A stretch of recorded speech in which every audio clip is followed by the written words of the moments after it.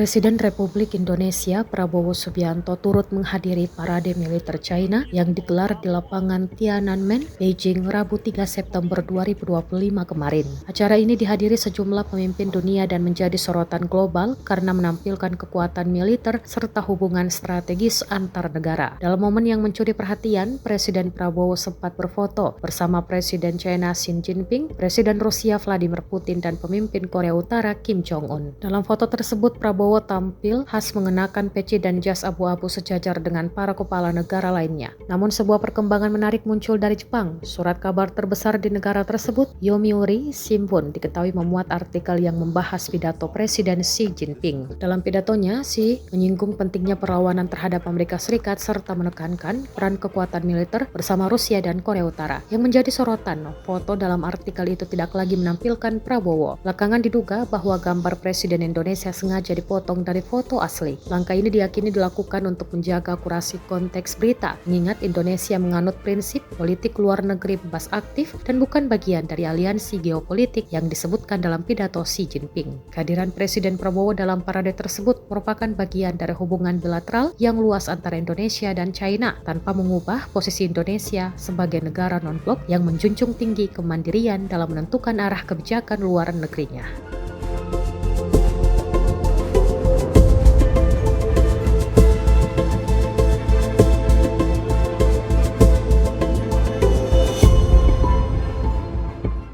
Download Tribun X sekarang, menghadirkan lokal menjadi Indonesia.